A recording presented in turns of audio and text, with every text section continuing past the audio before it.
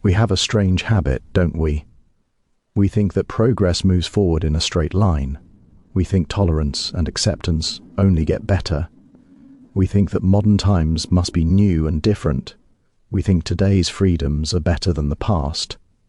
It's a nice thought, really. It's like believing that technology only gets better and never gives us things like the 8-track player.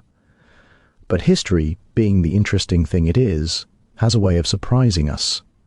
Like the fact that your grandmother might have spent her Friday nights in 1932 watching drag shows that would make RuPaul look boring. And before you say this is impossible, let me tell you something amazing happened in New York City that we've completely forgotten. Tonight, you are a young performer at the Pansy Club on West 48th Street in Times Square. It's February 1931 and you're watching from backstage as Jean Malin, the highest paid drag entertainer in New York, performs for a packed house. The audience is full of well-dressed couples, businessmen, tourists, and theater-goers who came specifically to see the Pansy acts. You're wearing evening clothes, your makeup is perfect, and absolutely no one in this completely legal, fully licensed club is pretending this is anything other than what it is. This isn't an underground speakeasy or a hidden club. This is mainstream entertainment. It's reviewed in major newspapers, visited by celebrities, and as normal a night out as going to see a movie. The shocking truth, for a brief, wonderful moment in history, drag performance was more socially acceptable in America than it would be again for another 60 years. The evidence is amazing. We have newspaper ads from 1930 to 1932, openly promoting pansy acts and female impersonators in the New York Times. We have police records showing that these clubs operated with proper licenses. We have photographs from the clubs, not hidden away, but published in guidebooks for tourists. We have financial records showing that performers, like Jean Malin, earned $500 per week, roughly $9,000 in today's money, more than bank executives of the time. This wasn't fringe culture. This was, for a strange historical moment, the culture. It's like discovering that your great-grandfather was a TikTok influencer, except it actually happened. This discovery, made through careful research in the 1990s and 2000s, reveals something amazing about the relationship between law, culture, and social acceptance. As we settle in tonight, we're going to uncover not just what historians found, but what it tells us about the surprisingly interesting lives of people who lived in Prohibition-era New York. But before we begin this journey together, write in the comments where you are listening from. It's interesting to learn where in the world you are. Also, please take a moment to like this video and subscribe. It helps more than you know. Now, dim the lights and prepare to discover why this story will change how you think about the history of acceptance in America. Chapter 1. The Glittering Kingdom of Times Square. Let us begin in 1930 at the exact moment when something amazing was happening in the heart of Manhattan. Times Square, that endless carnival of electric lights and human ambition, was going through a change that no one quite expected. Prohibition, that grand experiment in making laws about morality, had accidentally created the perfect conditions for something completely unexpected, the most visible, celebrated period of drag performance in American history. Picture, if you will, the landscape of 1930s Times Square. On West 48th Street alone, you could visit the Pansy Club where Jean Malin held court. Walk 2 blocks and you'd find Cafe Society featuring Carol Norman, billed as the real old-fashioned plate. Turn the corner to 52nd Street and there was the Club Abbey, where drag performances shared the bill with jazz musicians. These weren't tiny, hidden places. These were big venues, some seating over 300 people, with proper stages, full bars, and cover charges that cost as much as legitimate theaters. The performers themselves occupied a curious space in the cultural imagination. Jean Malin, perhaps the most famous of them all, was a phenomenon that doesn't quite fit our modern categories. Born George Francis Malin in 1908, he created a stage persona that was both outrageous and oddly wholesome. He performed in fancy gowns, traded witty banter with audience members, and sang popular songs with clever lyrical changes that everyone in the room understood perfectly well. The newspapers called him a scream and hilarious. This was in publications that also carried advertisements for refrigerators and sensible shoes. What strikes historians most strongly about this period is how thoroughly mainstream it was. These clubs weren't hidden, they were in the theatre district, surrounded by legitimate theatres, restaurants and hotels. Tourists visiting New York were specifically directed to them in guidebooks. 1932. Guide written for visitors to the city casually mentions the Pansy clubs of Times Square in the same breath as Radio City Music Hall and the Metropolitan Opera. It's like reading a modern tourist guide that lists Broadway shows and drag brunches with equal casualness. Except this was 1932.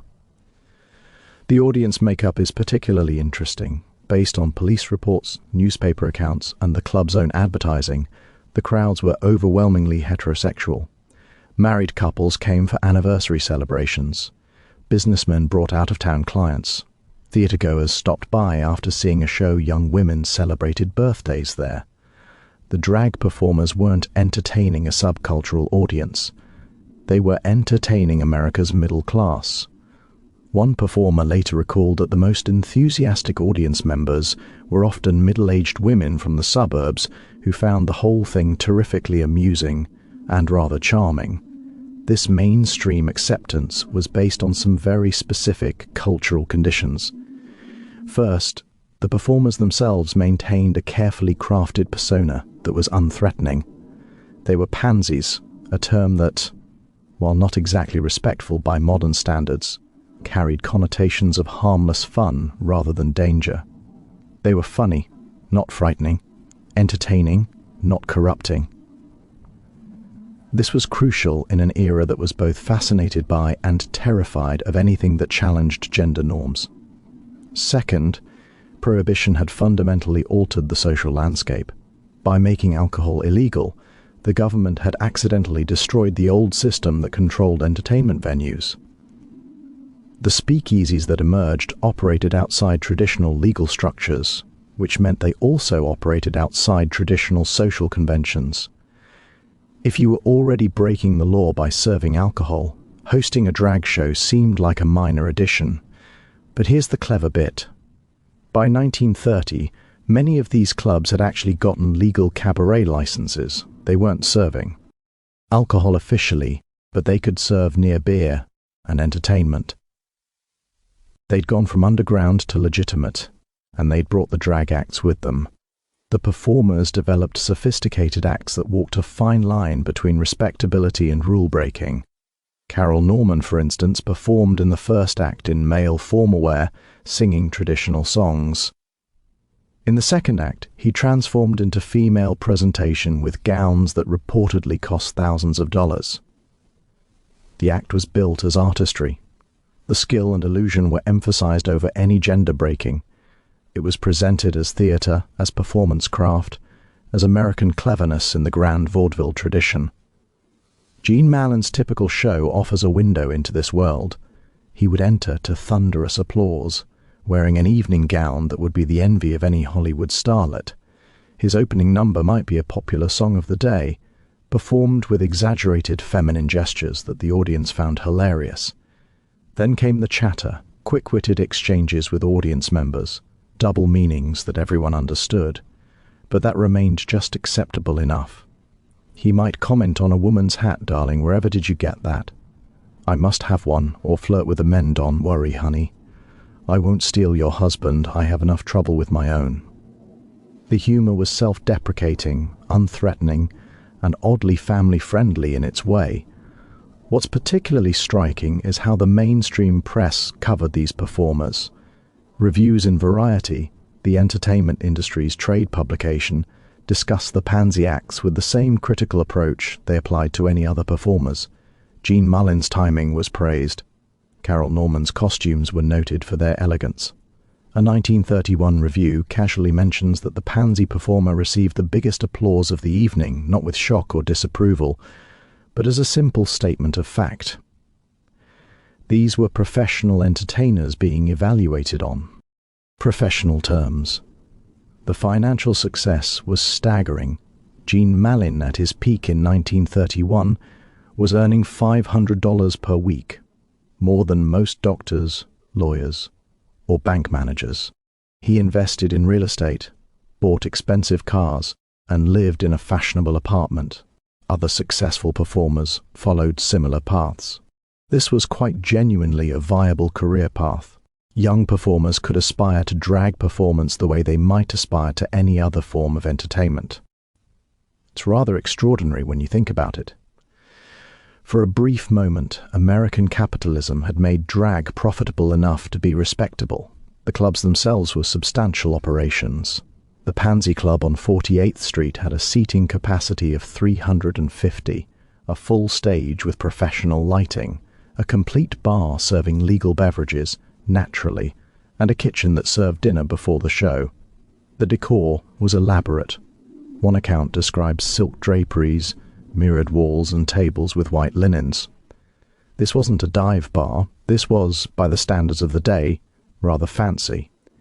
But here's where it gets interesting, and by interesting, I mean historically significant in ways we're still dealing with. This mainstream acceptance didn't extend to everyone equally. The performers themselves were expected to maintain strict boundaries. They were pansies on stage and were expected to be relatively quiet offstage. They were entertainers, not activists. They could perform gender breaking, but they couldn't advocate for it. They could make the audience laugh, but they couldn't make them uncomfortable. It was acceptance, but acceptance with very clear conditions attached. As we close this first chapter, we're left with a curious historical puzzle. How did American society in 1930, more conservative than today in countless ways, create space for something that would become impossible just a few years later? The answer, as we'll discover, lies in the strange intersection of economics, law, and cultural anxiety in Prohibition-era America. Chapter 2. The Politics of Prohibition and Acceptance. To understand how drag became mainstream entertainment in 1930s New York, we must first understand the bizarre legal and cultural landscape created by Prohibition. The 18th Amendment, ratified in 1919, didn't just prohibit alcohol. It accidentally dismantled the entire system that controlled public entertainment. And in that regulatory vacuum, something unexpected grew. Before Prohibition, entertainment venues operated under relatively strict city controls. Saloons, dance halls, and theaters all required specific licenses that came with specific restrictions. Establishments could lose their licenses for hosting immoral entertainment, a deliberately vague term that authorities used to regulate everything from burlesque shows to racially integrated performances. The system was designed to maintain social order, which meant maintaining the social hierarchy. Gender breaking would have been an immediate license violation. But then Prohibition arrived, and suddenly thousands of establishments were operating illegally anyway. If you're already running a speakeasy, you're not terribly concerned about violating the moral clauses. In a cabaret license you don't have. The underground establishments that emerged during Prohibition operated by different rules, or rather by no official rules at all. They were governed instead by market forces. What brought in customers? What kept the police from raiding you? What made economic sense? Drag performance, it turned out, was excellent for business. It was novel, it was entertaining, and it gave customers something to talk about. Word of mouth was everything in the speakeasy business. You couldn't advertise in newspapers, obviously, and you have to see the Pansy act at the Club Abbey was the kind of recommendation that filled seats. The performers became attractions in their own right, with regular customers returning specifically to see their favorite acts. The economic model, surprisingly sophisticated. Clubs would hire a headlining drag performer for the main show, typically paying $100 to $500 per week, depending on the performer's reputation. This was a substantial investment, the equivalent of several $1,000s today. But a successful performer could pack the house, which meant more cover charges, more drink sales, and more food orders. Gene Malin at the Pansy Club could draw 300 people on a Saturday night, each paying a $2 cover charge, about $36 today, plus food and drinks. The mathematics were compelling, but then something extraordinary happened. By 1929, after a decade of prohibition, many New Yorkers had simply grown tired of pretending. The law was widely ignored, enforcement was spotty and corrupt, and the social stigma of visiting a speakeasy had essentially disappeared. In 1930, Mayor Jimmy Walker, himself a notorious drinker and carouser, began quietly encouraging establishments to get legitimate cabaret licenses. The deal was simple: stop serving alcohol, or at least pretend to, get a proper license, and you could operate openly. Dozens of clubs took this offer. They applied for cabaret licenses, paid their fees, and went legitimate while keeping everything else exactly the same, including the drag acts. Why would the city approve these licenses? Because by 1930, the city desperately needed the tax revenue. The Great Depression had hit, city budgets were collapsing, and legal cabarets paid taxes. The moral concerns that might have prevented licensing in 1920 were overwhelmed by the fiscal realities of 1930. This created a genuinely unique situation. For perhaps the only time in American history, drag performance existed in a legal grey area that actually worked in its favor. The acts weren't technically illegal. They violated no specific law, they were just unusual different. But they were licensed, regulated, and taxed like any other entertainment. The system had accidentally created space for something it would never have deliberately approved. The performers themselves understood this precarious position perfectly. Gene Malin gave an interview to a theatre magazine in 1931, one of the few surviving first-hand accounts, in which he carefully positioned himself as a legitimate artist. He discussed his vocal training, his study of female movement and gesture, his costume design process. He framed drag as a skill, a craft, something requiring talent and dedication. He never mentioned sexuality, politics, or social change. He was an entertainer, nothing more, nothing less. This was a deliberate strategy, and it was remarkably effective. By positioning themselves as skilled performers rather than social radicals, the drag artists of the era could maintain mainstream acceptance. They weren't threatening the social order. They were just putting on a show. The audience could laugh, applaud, and go home feeling that they had seen something daring without actually confronting anything genuinely challenging. The press largely cooperated with this framing. Newspaper reviews treated the Pansy acts as novelty entertainment, somewhere between a magic show and a comedy routine. The performers were described as clever, amusing, and talented. Their gender presentation was acknowledged but not analyzed. It was just part of the act, like a comedian's patter or a singer's vocal range. But beneath this mainstream acceptance, there were always tensions. The clubs attracted not just straight tourists, but also men who were drawn to the performers and the atmosphere for different reasons. These clubs became, somewhat inevitably, gathering places for gay men, not exclusively, but significantly. The management generally tolerated this as long as it remained quiet. The performers themselves often formed relationships with men in the audience, though this was carefully hidden from public view. This dual nature, mainstream entertainment venue and queer gathering place, created a fragile balance. As long as the clubs remained respectable enough for straight audiences, they could continue operating, but they were always one scandal, one police raid, one moral panic away from disaster. And in 1933, disaster arrived. Before we get there, though, we should understand just how visible this world had become. By 1932, the Pansy clubs were a genuine cultural phenomenon. Celebrities visited them. Cole Porter, hardly quiet about his own preferences, was a regular. Tallulah Bankhead supposedly loved the shows. Even some politicians, including Congressman Emanuel Seller, were spotted in the audience. The clubs were written up in magazines, discussed on radio programs, and recommended in tourist guides. For a brief, strange moment, this was simply part of New York's cultural landscape. But cultural landscapes can shift suddenly, especially when built on the unstable ground of economic necessity rather than genuine acceptance. The tolerance extended to the Pansy clubs was always conditional, always temporary, always dependent on circumstances that were about to change dramatically. Chapter 3. A Night at the Pansy Club.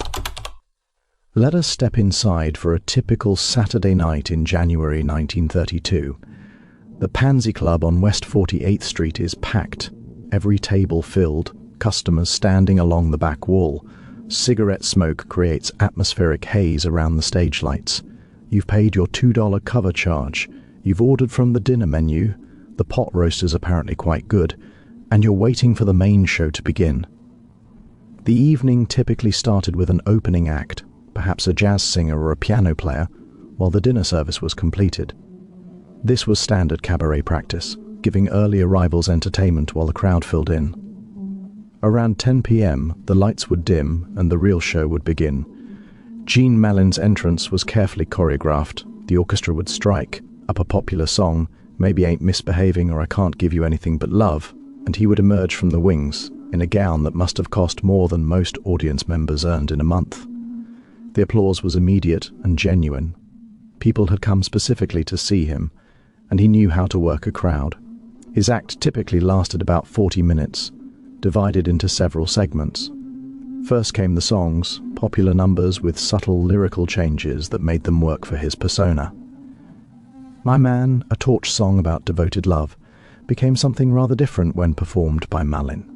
The audience got the jokes, but they were subtle enough to maintain the fiction that this was just clever entertainment. Between songs came the chatter, and this is where Malin truly excelled. He would comment on the audience, trade quips with customers, and deliver one-liners that walked the line between risque and respectable. "Don't worry, honey," he might say to a nervous-looking man. "I only bite on Tuesdays." The audience would roar. It was naughty but not explicit, shocking but not offensive. The art was in the timing and the delivery. Other performers would follow. The Pansy Club typically featured 3 or 4 acts per evening. Some were singers, some were comedians, some combined both. Not all were drag performers. The clubs featured a variety of acts, but the drag performers were always the headliners, the names people came to see. The audience participation was a crucial element. Performers would pull people into the act, commenting on their clothes or jewelry, engaging in mock flirtation, creating moments of theatrical intimacy. A woman might be complimented on her dress. A man might be teased about his mustache. It was all in good fun, and the audience clearly enjoyed being part of the show. What's striking from first-hand accounts is how normal this all seemed to regular attendees. One woman, interviewed decades later for an oral history project, remembered visiting the Pansy Club for her 21st birthday in 1931. Her recollection was matter-of-fact. It was just another nightclub. We thought the shows were funny. Nobody made a big deal about it. This casual acceptance, the sense that this was just part of the city's entertainment options, is historically significant. The clubs cultivated a particular atmosphere. They were theatrical, certainly, and consciously rule-breaking in subtle ways, but they were also surprisingly wholesome. Fighting was not tolerated. Excessive drinking was frowned upon. The performers maintained a professional distance from the audience. They might flirt from the stage, but they didn't socialize with customers after the show. The clubs wanted to be just scandalous enough to be exciting, but not so scandalous that they'd be shut down. The economic ecosystem around these clubs was substantial. Costume makers specialized in creating gowns for the performers. Photographers documented the acts for promotional purposes. Booking agents represented the performers and negotiated their contracts. Orchestras and accompanists were employed.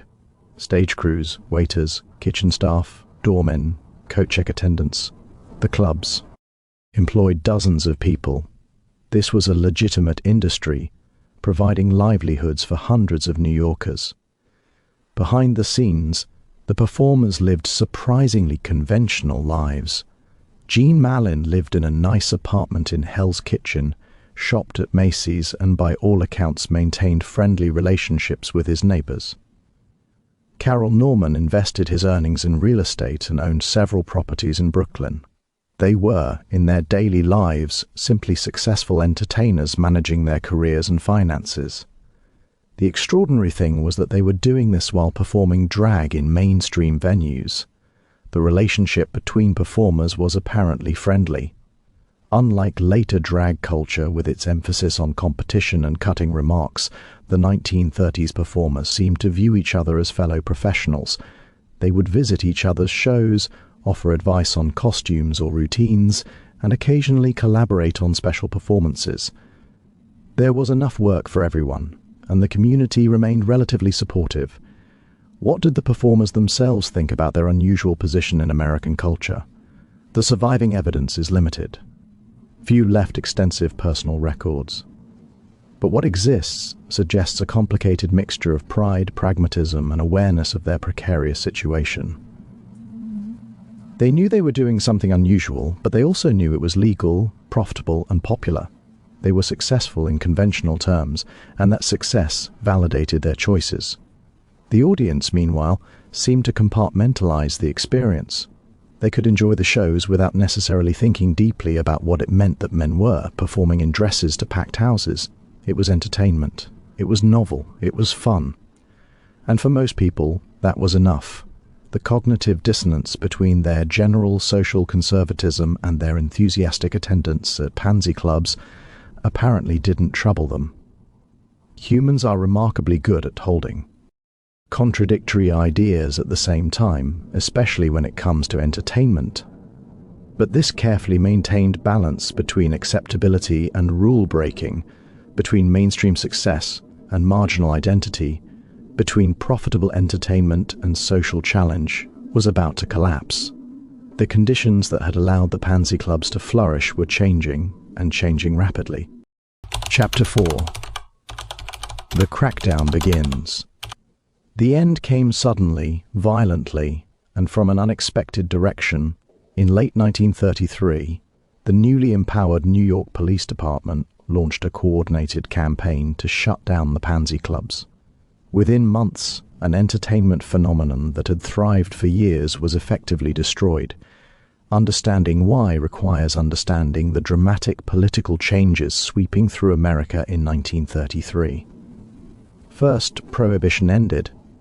The 21st Amendment was ratified in December 1933, and suddenly the legal framework that had governed nightlife for 13 years disappeared overnight.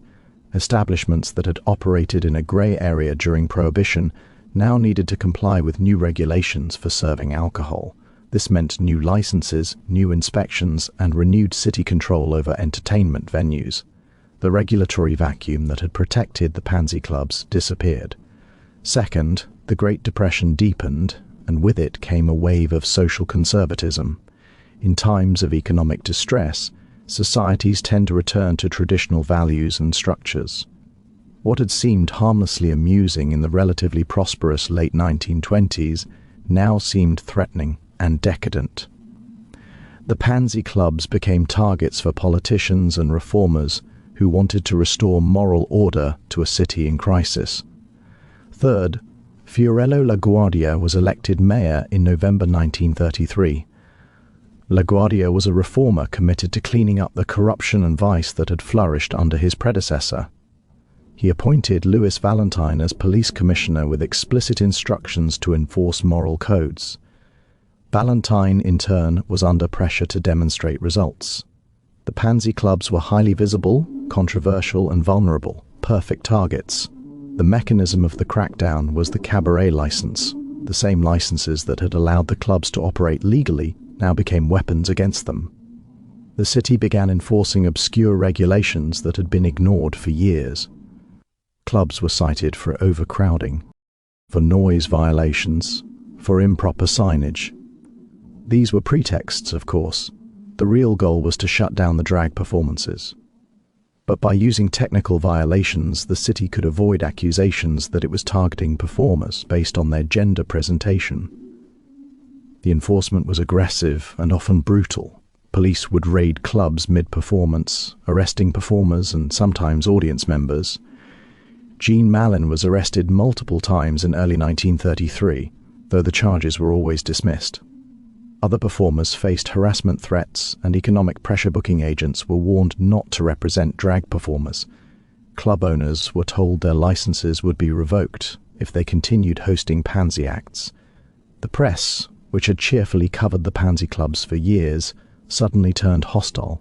Newspapers that had run advertisements for the clubs now ran editorials condemning them. The performers who had been praised as clever entertainers were now described as degenerates and perverts. The shift was jarring and absolute. Popular opinion, or at least the public expression of it, changed almost overnight. By mid-1934, most of the major pansy clubs had closed. The Pansy Club on 48th Street shut its doors in March 1934. The Club Abbey closed in June. Café Society lasted until August before finally surrendering to pressure. A few establishments tried to continue with cleaned-up acts, drag performance without the knowing winks and double meanings, but these were pale imitations that satisfied no one. The performers scattered. Some left New York entirely, seeking work in other cities where the crackdown hadn't reached.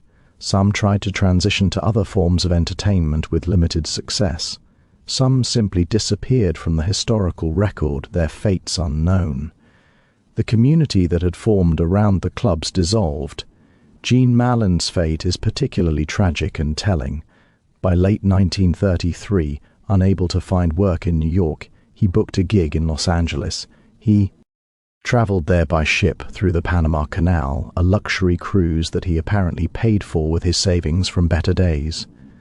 On August 12, 1933, somewhere in the Pacific Ocean, Gene Malin went overboard and drowned. The official report called it an accident, suggesting he'd been drinking and fell while trying to rescue his hat. Some historians suspect suicide given his complete career collapse. He was 25 years old. Carol Norman fared somewhat better. He managed to continue performing, but in much reduced circumstances. He worked in smaller clubs for less money with far less visibility. By 1940, he had essentially retired from performance. He lived until 1947, dying in relative obscurity, a far cry from his days as one of New York's highest-paid entertainers. The speed and completeness of the erasure is startling. Within 2 years, an entertainment phenomenon that had been mainstream and celebrated was not just gone, but actively forgotten. People who had enthusiastically attended the clubs now claimed they'd barely heard of them.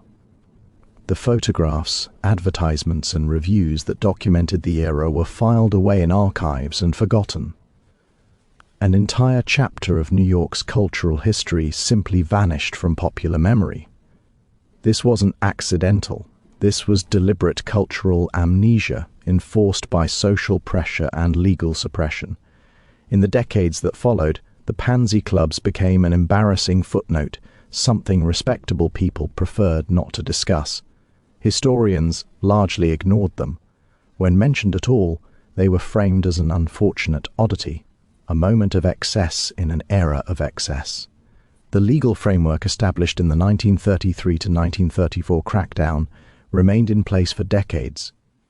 New York City maintained strict regulations on gender non-conforming performance until the 1960s. Other cities followed New York's lead.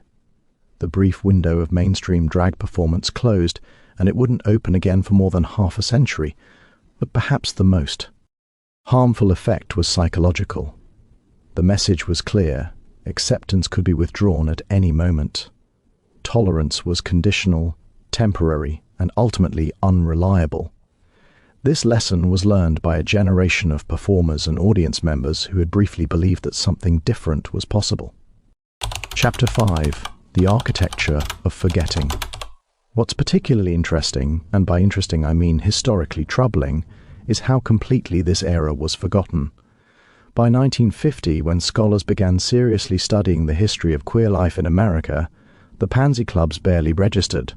They weren't mentioned in standard histories of New York. They didn't appear in studies of 1930s entertainment. They were effectively erased from the historical record. This erasure wasn't natural, it was engineered. Let me explain how this works, because it's rather important for understanding how history gets made and unmade. First, the physical evidence was systematically destroyed or hidden. Photographs from the clubs were considered embarrassing. Families who inherited them often destroyed them. promotional materials, posters, advertisements, these were thrown away. The clubs themselves were demolished or converted to other uses, leaving no physical trace. Within a decade, it was difficult to prove the clubs had even existed. Second, the participants themselves were motivated to forget. Audience members who had enthusiastically attended the clubs now found their past participation socially embarrassing. In an era of increasing conservatism and Cold War paranoia about sexual deviance, admitting you'd once frequented pansy clubs could be professionally or socially dangerous. People simply stopped mentioning it. When asked about their youth in 1930s New York, they remembered the legitimate theaters, the jazz clubs, the restaurants, but somehow forgot the pansy club. Third, the performers who survived faced strong incentives to downplay or hide their past. Being known as a former pansy club performer could make finding legitimate work impossible. Some changed their names, moved to new cities, and constructed entirely new identities. Their histories effectively disappeared with them. Fourth, the institutions that preserve history, libraries, archives, museums, made choices about what to collect and preserve. Materials related to the pansy clubs were generally not considered worthy of preservation. They were low culture, stuff not the sort of thing serious institutions collected. When performers died and their estates were settled, the costumes, photographs, and documents were usually discarded rather than archived. The result was a nearly complete historical gap. By the 1960s, when the next generation of drag performers was emerging, they had almost no knowledge of the 1930s pansy clubs. They believed they were doing something new, unprecedented. They had no idea that Jean Malin had played to packed houses in Times Square 30 years earlier, earning more than doctors while doing it. This matters enormously because cultural memory shapes possibility. If you don't know that something happened before, you can't imagine it happening again. The forgetting of the pansy clubs made it seem that mainstream acceptance of drag performance was impossible, unprecedented, and radical. It erased a roadmap that might have been useful. The rediscovery began in the 1990s. Historians working through newspaper archives began finding the advertisements, the reviews, the references that had been forgotten. They found police records, licensing documents, and financial records. They conducted oral histories with the few surviving witnesses, people then in their 80s and 90s, finally willing to discuss what they'd seen 60 years earlier. George Chauncey's groundbreaking 1994 book, Gay New York, was the first major scholarly work to extensively document the pansy clubs and their cultural significance. Chauncey's research revealed not just that the clubs existed, but that they were mainstream, celebrated, and far more complex than anyone had remembered. His work sparked a renaissance of research into this forgotten era. What emerged from this research was startling. The pansy clubs weren't an isolated phenomenon. They were part of a much larger and more visible queer culture in 1930s New York than anyone had realized. There were gay bathhouses, lesbian bars, cruising areas in parks, house parties, and an entire social infrastructure that had been forgotten. The 1930s weren't a dark age before Stonewall. They were, in some ways, more open than the decades that followed. This discovery challenged fundamental assumptions about queer history. The narrative had been that progress was linear, that acceptance increased steadily over time, that the past was always more oppressive than the present. The pansy clubs proved this was wrong. History was cyclical, uncertain, unpredictable. Periods of relative openness could be followed by periods of intense restriction. Progress wasn't guaranteed. The implications are profound. If mainstream acceptance was possible in 1930, it wasn't because of modern concepts of identity or rights. It was because of specific economic, legal, and cultural conditions. Understanding those conditions, what made acceptance possible and what destroyed it, provides insights relevant today. What made the pansy clubs possible? Economic opportunity, they were profitable. Legal ambiguity, prohibition created regulatory gaps. Cultural framing, they were positioned as harmless entertainment. and strategic self-presentation by performers. They emphasized skill and artistry over identity or politics. What destroyed them? Legal change, the end of prohibition, economic crisis, the Depression, political will, reformist politicians, and moral panic, social conservatism. These factors are not unique to the 1930s. They recur throughout history in different configurations. Recognizing them helps us understand not just the past but potential futures. What conditions would need to exist for another sudden crackdown? What protections might prevent one? These aren't abstract historical questions. They're practical concerns relevant to anyone interested in cultural freedom. The recovery of this history has been personally meaningful for many people. Discovering that your grandparents' generation had mainstream drag performance, that this isn't something new and unprecedented, creates a different relationship to both past and present.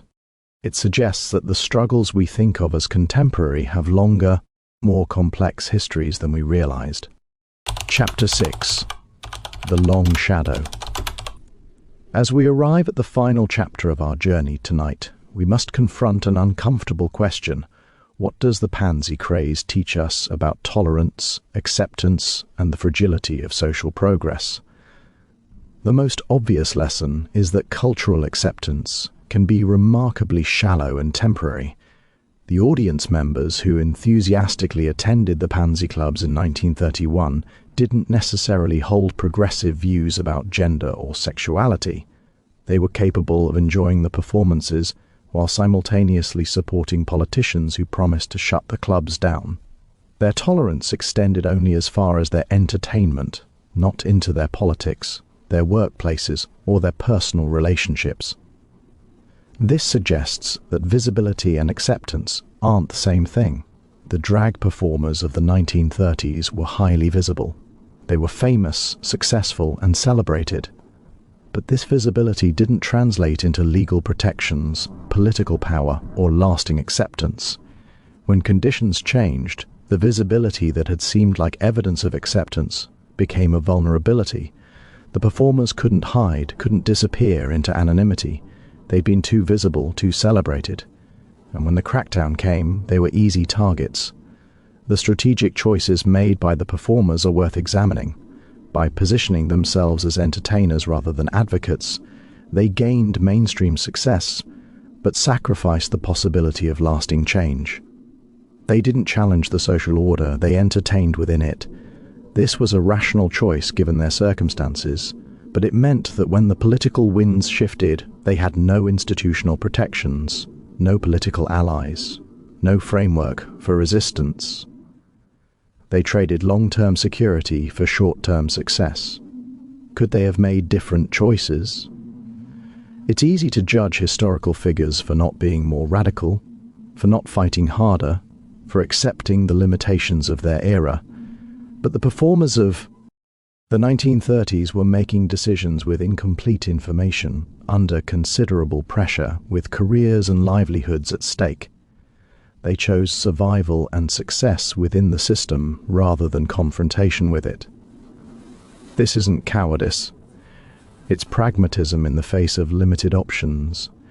The institutional response, the police raids, the license revocations, the legal harassment, reveals how quickly state power can be mobilized against marginal communities when political will exists.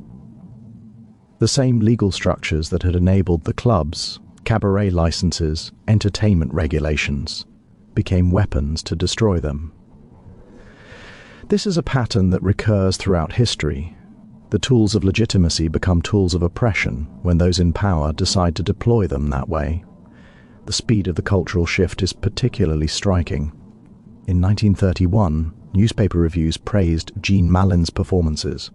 By 1934, those same newspapers condemned the very existence of pansy clubs. The moral standards didn't change, the willingness to enforce them did. This suggests that tolerance often depends less on genuine acceptance than on political calculations about what's worth enforcing. When enforcement becomes politically useful, tolerance evaporates. The forgetting itself is perhaps the most troubling aspect. A society that can completely forget a major entertainment phenomenon within a generation is a society with a very selective memory. This selective memory serves specific purposes. It maintains certain narratives about progress, about the past, about what was and wasn't possible. Challenging those narratives requires recovering the forgotten history, which is difficult work that most people have no incentive to do. The rediscovery of this history in the 1990s came at a specific moment during the AIDS crisis when questions about queer history and community resilience were urgent. Historians went looking for examples for earlier moments of visibility and community and found the Pansy clubs. The timing wasn't coincidental. History often gets recovered when present circumstances make it relevant. What would Jean Malin make of our current moment? It's impossible to know, of course, but one imagines a complicated mixture of recognition and confusion. The visibility of drag culture today, the celebrity of performers like RuPaul, the mainstream success of shows like RuPaul's Drag Race, all of this would seem familiar. He'd recognize the pattern: mainstream success, commercial viability, cultural celebrity. But he'd also recognize the vulnerability, the uncertainty, the way acceptance depends on conditions that can shift. The physical legacy is minimal. The buildings that housed the Pansy clubs are gone or converted beyond recognition. But the cultural legacy is substantial, even if it was interrupted for decades.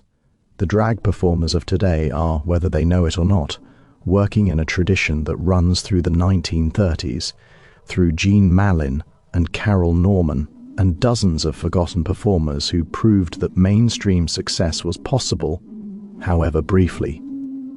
The economic model pioneered by the Pansy clubs, drag as profitable entertainment rather than underground subculture, persists today. The clubs figured out that drag could be commercially viable, that it could attract mainstream audiences, that performers could make sustainable livings. This wasn't rediscovered in the 1990s. It was recreated independently. But the pattern is the same. Perhaps the most important legacy is simply the proof of possibility. The Pansy clubs prove that our assumptions about history, about steady progress, about the past being uniformly oppressive, about acceptance being a modern invention, are wrong. History is more complicated, more cyclical, more unpredictable than our narrative suggests. This should be both sobering and encouraging. Sobering because it means progress isn't guaranteed.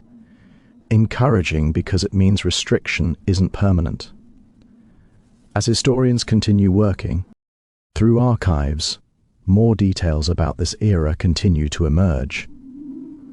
We now know the names of dozens of performers who were forgotten for decades. We have photographs, documents, first-hand accounts.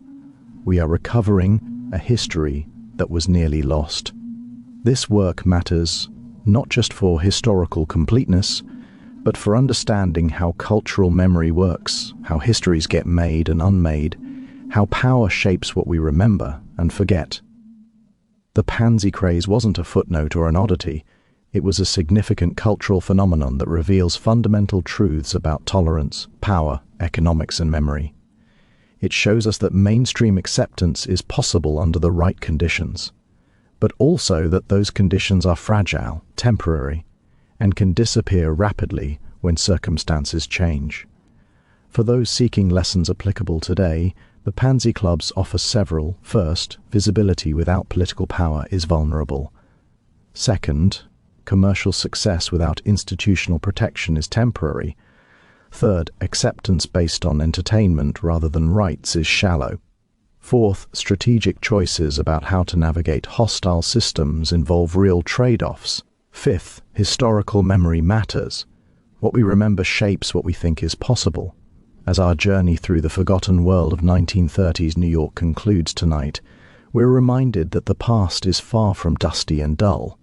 It's a vibrant, often surprising, and always interesting tapestry woven with human cleverness, resilience, and the occasional ancient mystery that still makes us wonder. Until our next adventure together, this is the stone-wrought historian, encouraging you to remain curious about the incredible tales still waiting to be discovered beneath our feet. Sweet dreams, fellow explorers. Don't forget to subscribe, and may your rest be filled with wonder at the remarkable tapestry of human history. But for now, stay tuned as we have a bonus story coming right up, read especially for you by our guest narrator. Thank you for having me. Our next story is called The Secret History of the White Slaves of Barbary. Enjoy. Hello and welcome to the Stone-Wrought Historian. Let's talk about pirates for a moment. When you think of the great age of piracy, you probably picture a very specific scene. You're thinking of the Caribbean, aren't you? You see turquoise water, lush green islands, and a man with questionable dental hygiene and an even more questionable relationship with parrots, probably named something intimidating like Calico Jack or Blackbeard. The whole thing is framed as a swashbuckling adventure, a rebellion against the stuffy European empires, with treasure chests and bottles of rum as the ultimate prizes. In this story, the Europeans are the ones with the big ships, the big guns, and the big powdered wigs. They're the colonizers, the traders, the powerful. They are, in short, always the ones holding the whip. It's a neat and tidy narrative, one we've been fed by movies and books for centuries. It has clear heroes and villains, a simple power dynamic that makes the world feel organized, if a bit unjust. It's the story of European expansion, where the risks were storms and scurvy, but the fundamental assumption was one of control. You can almost hear the triumphant orchestral score in the background. It's a comfortable, familiar story that props up a certain view of world history, one where power flows in only one direction. It's simple, it's dramatic, and it's what everyone knows. But that tidy, simple story is a historical fantasy. Tonight, you are not a swaggering buccaneer hunting for Spanish gold in the Caribbean. The year is 1675, and you are a fisherman from a small village in Cornwall, England. Your world is one of cold gray seas, the smell of salt and tar, and the constant nagging worry about whether the herring will run this season. You are about as far from the centers of global power as a person can get, and as you mend your nets on a misty Tuesday morning, you are about to discover that the whip can be held by anyone with a faster ship and a sharper sword. You and hundreds of thousands of Europeans like you are about to become a victim of one of the most brutal and long-lasting slave trades in human history. You are about to become a white slave on the Barbary coast of North Africa. The proof of your story, the thing that yanks it out of the realm of forgotten nightmares and into hard fact, isn't a grand monument or a golden treasure. The receipts for your stolen life are far more ordinary and far more heartbreaking. They are found in dusty parish archives across Europe. Small leather-bound books filled with notations of church collections for the redemption of John Smith, taken by the Turkish pirates. They are found in desperate tear-stained letters, dictated to a professional scribe in a filthy Algerian slave pen, begging a family you haven't seen in a decade to sell the last cow to buy your freedom. And they are found in the meticulous financial ledgers of Catholic religious orders, whose friars dedicated their entire lives to negotiating the price of human flesh, recording your name, your age, and the astronomical price of your ransom like they were logging an inventory of warehouse goods. These documents are the quiet, screaming evidence of a world turned upside down. A history so inconvenient it was simply papered over. This discovery, made not in one single dig, but through the painstaking work of historians piecing together countless forgotten documents, reveals something extraordinary about the sprawling, complex, and often terrifyingly universal history of slavery. As we settle in tonight, we're going to uncover not just what historians found, but what it tells us about the surprisingly relatable lives of people who lived in 17th century Europe and North Africa. Now, dim the lights and prepare to discover why this story will change how you think about pirates, power, and the price of freedom. Your day begins, as it always does, before the sun has even thought about making an appearance. The air in your small two-room cottage is thick with the smell of cold wood smoke and damp wool. Your wife is already up, moving quietly in the darkness, stoking the embers in the hearth. You can hear the low murmur of the sea, a constant companion your entire life. It's a sound that is both a lullaby and a warning.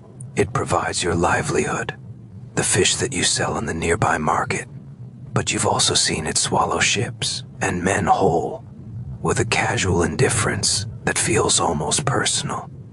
You pull on your heavy woolen trousers and a rough spun tunic. The fabric is scratchy, perpetually damp, and smells faintly of fish, but it's warm. That's all that matters. You don't think about grand political events. The machinations of King Charles II in London are as distant and alien to you as the craters on the moon. Your concerns are immediate, tangible. Is the leak in the roof of the cottage getting worse? Will your son's cough finally break? And the big one, will today's catch be enough to buy a bit of flour and maybe some salt for curing? This is the rhythm of your life, a cycle of hard work, small hopes, and constant low-grade anxiety. It's not an easy life, but it is your life. It is predictable. It is known.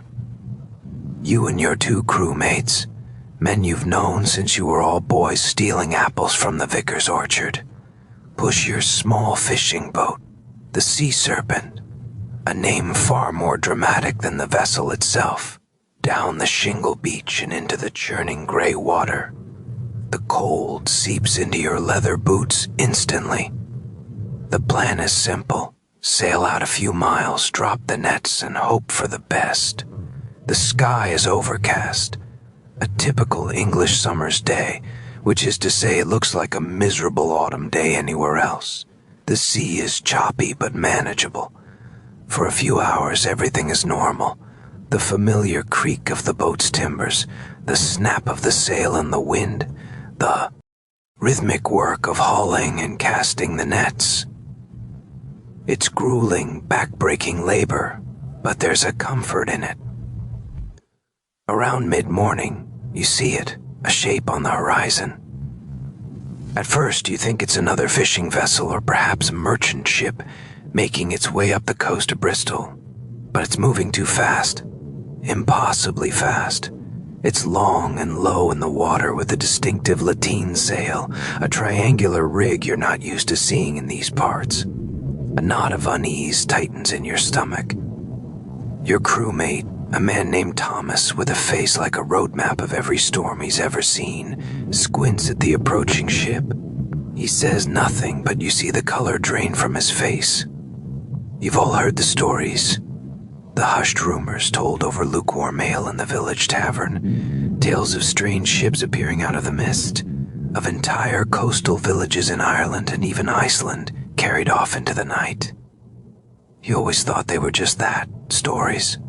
Ghost stories to frighten children and drunkards. The ship gets closer. You can see the men on its deck now. They are not fishermen. They are not English merchants. They are dressed in brightly colored silks and loose-fitting trousers. Many are bare-chested, their skin tanned to a deep bronze by a sun much hotter than any you've ever known. And they are armed. You see the glint of steel from dozens of curved swords. You'll later learn they are called scimitars, and the long, menacing barrels of muskets. A green and red flag flutters from its mast. This is not a ghost story. This is a Barbary corsair, a wolf of the sea, hundreds of miles from its hunting grounds in the Mediterranean, right here off the coast of your home. The sheer absurdity of the situation is almost comical. A moment ago, your biggest problem was a snag in your fishing net. Now you're staring at a vessel that looks like it has sailed directly out of a nightmare. There's nowhere to run. Your little fishing boat is a bathtub toy compared to their sleek, purpose-built vessel. The Corsair ship doesn't even hail you. There is no warning shot. There is only the sudden deafening roar of a cannon, and the sea a few feet from your boat erupts in a plume of white water. The message is perfectly clear. Your life, the one you knew just 5 minutes ago, is over. The pirates are not here for your meager catch of herring. They are here for you. You are the cargo now. What happens next will be a blur of violence and terror, but one thing will stick with you forever: the feeling of utter helpless disbelief. The Corsairs swarm your little boat with terrifying efficiency. They launch a smaller craft packed with a dozen screaming armed men who row with a speed and ferocity you've never seen. They are on you in moments. The sound is overwhelming, a cacophony of splintering wood, guttural shouts in a language you can't understand, and the high-pitched shriek of your friend Thomas as the flat of a sword blade cracks across his back. You don't even think to fight. It would be like a mouse fighting a hawk. You are grabbed by rough hands, your arms pinned behind you. A rope is looped around your neck, coarse and tight. You are shoved, kicked, and dragged onto the deck of the pirate ship. The first thing that hits you is the smell. It's a thick, almost solid stench of unwashed bodies, stale food, gunpowder, and something else, a coppery, metallic smell you recognize with a lurch of your stomach as old blood. The deck is a controlled chaos of activity. The men, a mix of North Africans, Ottoman Turks, and even some Europeans with haunted, desperate eyes, move with a practiced, brutal grace.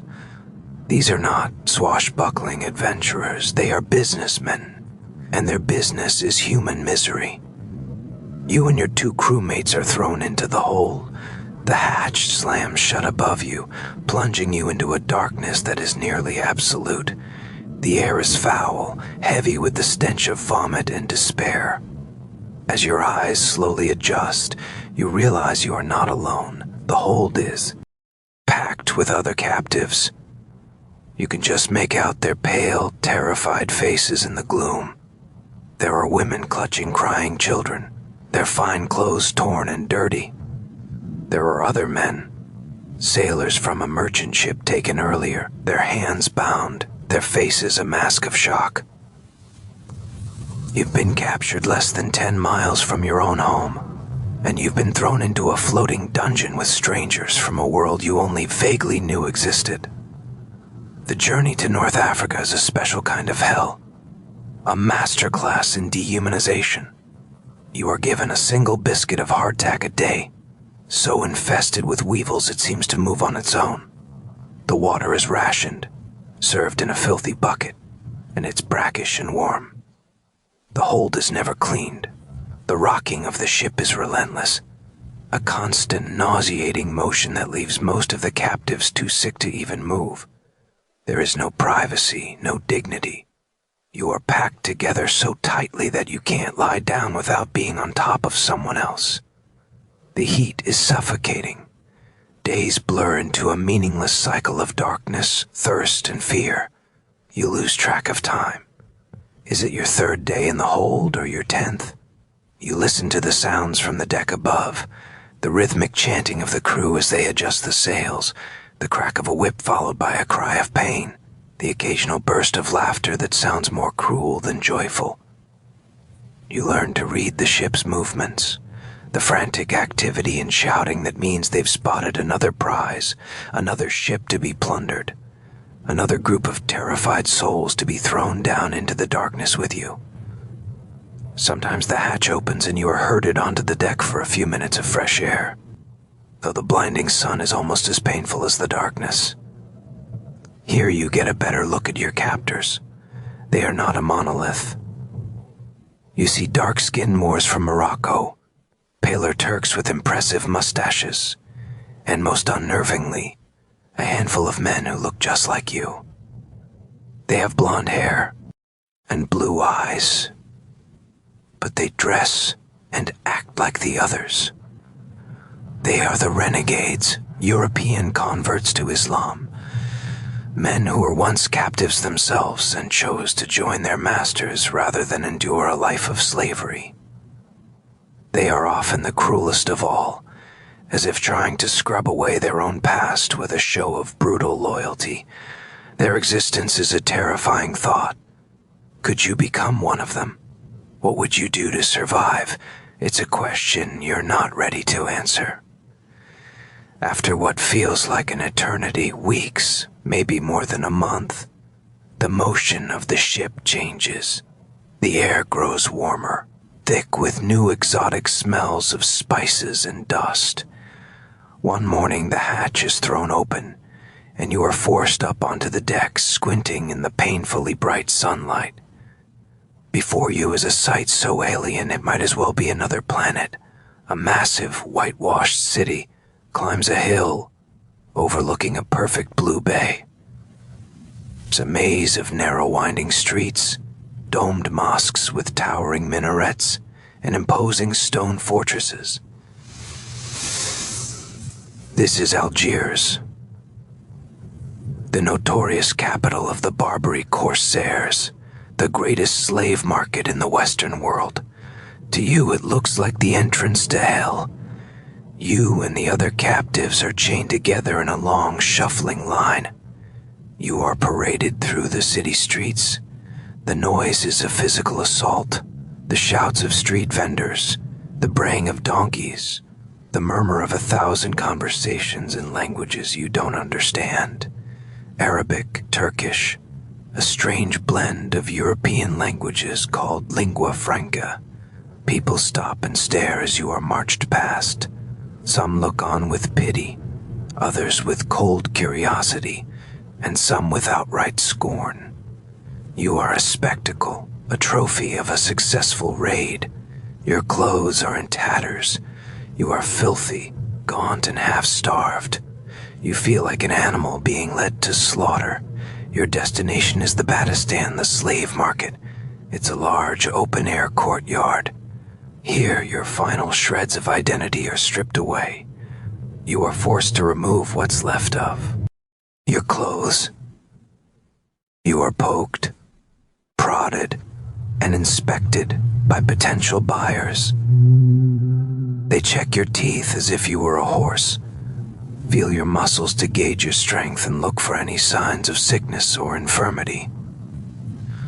Your value is being calculated in a cold commercial transaction. You are no longer a Cornish fisherman. You are no longer a husband or a father. You are a piece of property, an investment. A price is haggled over your head in a rapid-fire exchange of words. You are sold to a wealthy merchant who owns a stone quarry outside the city. The finality of the moment is crushing. The last link to your old life has been severed. You belong to someone else now. Your new life begins in the quarry, and it is a monotonous cycle of backbreaking labor and casual cruelty. You are housed not in a building, but in a vast, dungeon-like prison called a bagnio. The word literally means bath, a sick joke, as it was built on the site of a former Roman bathhouse. The bagnio is a city within a city, a squalid, overcrowded hellhole that holds thousands of Christian slaves from every corner of Europe. There are Englishmen, Frenchmen, Spaniards, Italians, Dutchmen, and even a few Russians and Americans. It is a miserable international community of the damned. Your day starts before dawn with the clang of a loud bell and the shouts of the guards. You are given your daily ration, 2 small hard loaves of black bread. That's it. That's your fuel for a 12-hour day of hard labor under the blistering North African sun. You are chained together in teams and marched out of the city to the quarry. Your job is to cut massive blocks of stone from the hillside, The tools are primitive and heavy: iron wedges, massive hammers, and long saws. The work is punishingly physical. The sun beats down on you relentlessly, the white stone reflecting the heat and light until your eyes ache. The dust fills your lungs and your throat is permanently dry. Water is scarce, given out only a few times a day by a guard who seems to take pleasure in making you beg. The guards, or guardian bashes, are brutal. They carry long whips, and they use them for the slightest infraction. Working too slowly, stumbling, or even just looking at them the wrong way. The crack of the whip is the constant soundtrack of your life. You see men collapse from exhaustion or heat stroke, left where they fall until the end of the day. You see hands crushed by falling rocks, legs broken. There is no medical care. An injured slave is a useless slave, often left to die of infection. You learn to survive. You learn to make your body numb, to retreat into your own mind, to focus only on the next swing of the hammer, the next piece of bread, the next sunset. You learn the grim mathematics of this new existence. You see that the strong, defiant men who resist are the first to be broken, either by the whip or by sheer exhaustion. The ones who survive are the ones who learn to become invisible, to work just hard enough to avoid a beating, to conserve every ounce of energy. The evenings bring little relief. You are marched back to the bagnio, your muscles screaming in protest, your body caked in sweat and stone dust. The bagnio is a nightmare of overcrowding. You sleep on stone floors, packed so tightly together that you can't turn over without disturbing the men on either side of you. The air is thick with the stench of unwashed bodies, sickness, and despair. Lice and fleas are a constant torment. Disease is rampant. Dysentery, typhus, and smallpox sweep through the bagnios regularly, killing men by the hundreds. The dead are simply dragged out in the morning. You learn to sleep through the sounds of men coughing up their lungs, crying out in their sleep, or quietly weeping for the homes and families they will never see again. Yet even in this pit of misery, a strange sort of society forms. You are surrounded by men from all over Christendom, and you are all in the same hopeless situation. You learn to communicate in lingua franca, the pigeon trading language of the Mediterranean, a mishmash of Italian, French, Spanish, and Arabic.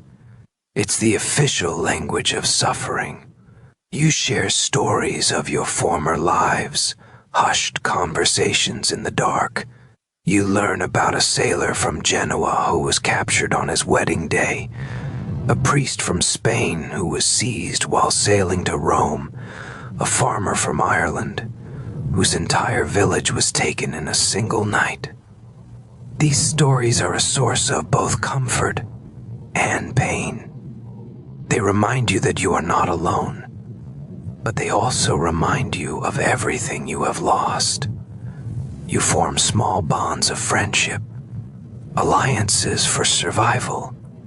You might share a crust of bread with a man who is sick, and he might help you with your load when your strength fails. These small acts of humanity are a form of resistance, a refusal to be completely broken. You learn about the hierarchy among the slaves. The strongest and most ruthless might become foremen, given slightly better treatment in exchange for enforcing the guards' brutality on their fellow captives. Then there are the specialists, carpenters, blacksmiths, shipwrights, whose skills make them more valuable. They are often rented out by their masters and get to keep a tiny fraction of their earnings, a pittance that can be saved over years for a chance at ransom. But you are an unskilled laborer. You are at the very bottom of this pyramid of pain. Your only value is in the brute strength of your back, and that is a resource that is quickly being depleted. The world outside the quarry and the bagnio is a tantalizing, untouchable mystery. Algiers is a vibrant, wealthy city, its prosperity built entirely on piracy and slavery. You see the fruits of your labor everywhere. The magnificent mosques, the grand houses of the wealthy merchants, the very walls of the city, all built with the sweat and blood of Christian slaves like you. On the rare occasions you are marched through a different part of the city for work. Detail. You catch glimpses of a life that is utterly alien. You see bustling markets filled with exotic goods, women veiled in white, and the janissaries, the elite Ottoman soldiers who are the real power in the city, swaggering through the streets with an air of absolute authority. You learn about the religious and cultural divide. To your captors, you are an infidel, a religious and cultural inferior. This is used to justify your enslavement. Yet the reality is more complicated and in many ways more cynical. This is not primarily a holy war. It is a massive state-sponsored criminal enterprise. Your faith is simply a convenient label that marks you as legitimate prey. There is one way out, a path that is always offered to you, conversion. You could turn Turk, as the saying goes. All you have to do is renounce Christianity and declare your faith in Islam. The benefits are immediate and dramatic. You would be instantly freed from your chains. You would no longer be a slave. You could join the Janissaries or the Corsair crews and have a chance at wealth and power. Many slaves take this path. After years of brutal, hopeless labor, the offer is almost irresistible. You see men you've known for years, men who have suffered alongside you, suddenly appear in the fine clothes of a free Muslim. They walk past you without a word, their eyes averted, a mixture of pity and shame on their faces. You consider it. In the darkest hours of the night, when the pain in your body is unbearable and the memory of your family feels like a hot coal in your chest, you think about saying the words. What is faith really, when measured against a life of endless agony? But something holds you back. Your identity, your very sense of self, is tied to your home, your culture, and your religion. To give it up would be to let them win completely. It would be the final death, the erasure of the Cornish fisherman you once were. So you cling to your faith, not out of fervent piety, but as the last piece of yourself that they cannot take. It is your final silent act of defiance. You will remain who you are, even if it kills you. And judging by the number of fresh graves you see dug outside the Bagnio each week, it very well might. The only other hope is a far more distant and unlikely prospect, ransom. The idea of ransom is a flickering candle in the suffocating darkness of your existence. It's a concept that is both your greatest hope and a source of profound torment. The entire Barbary slave system is built not just on labor, but on the potential for a final massive payday from each captive. You are not just a laborer, you are a lottery ticket. Your master, the man who owns you body and soul, is hoping that someone, somewhere, in that distant, half-forgotten world you came from, values you enough to pay a fortune for your return. The process begins shortly after your capture. You are brought before a scribe, usually another slave who can read and write. You are told to dictate a letter to your family. This is a carefully managed piece of psychological torture. What do you say? How do you convey the horror of your situation without causing your family to collapse in despair? How do you beg for money you know they don't have? The scribe translates your halting, desperate words into flowery, formal language. The letter will speak of your terrible suffering, the constant threat of beatings, starvation, and disease. It will mention the terrible fate of being sent to the galleys, the floating hells from which almost no one returns, and it will name a price, an astronomical sum, usually hundreds of Spanish silver dollars, a fortune that a poor fisherman's family could never hope to raise in a dozen lifetimes. The letter is sent off on a ship bound for Europe. And then you wait. You wait for months, for years. Every time a new ship arrives in the harbor of Algiers, a ripple of desperate excitement runs through the Bagnio. Could this ship be carrying a letter? Could it be carrying the money for your freedom? For most, the answer is always no. Letters get lost. Families are too poor. Sometimes, tragically, families simply move on, assuming their lost loved one is dead. With each passing year, the hope of seeing your home again fades a little more, like an old photograph left out in the sun. But the system does work for a select few. You learn about the organizations dedicated to this very purpose. In Catholic countries, religious orders like the Trinitarians and the Mercedarians have been ransoming captives for centuries. They are called the Redemptionist Fathers. These friars are some of the only Europeans allowed to live and work in Algiers. They operate like a combination of a charity, a bank, and a diplomatic service. They live in the Bagnios alongside the slaves, offering spiritual comfort, medical aid, and most importantly, facilitating the ransom process. They collect donations from churches all across Europe, parish by parish, penny by penny, slowly accumulating the vast sums needed. When they have enough money, a redemptionist father will sail to Algiers with chests full of silver. Then the negotiations begin. It's a grim, protracted business, like haggling over livestock. The friar and the slave's master will argue over the price for days. Your entire future is decided by men arguing in a language you barely understand. If a deal is struck, your name is called out. It's a moment of sheer heart-stopping disbelief. After years of bondage, you are suddenly, miraculously free. You watch it happen to a man you know, an Italian carpenter named Marco. He has been a slave for 15 years. One day a friar arrives. His ransom has been paid by his guild back in Venice.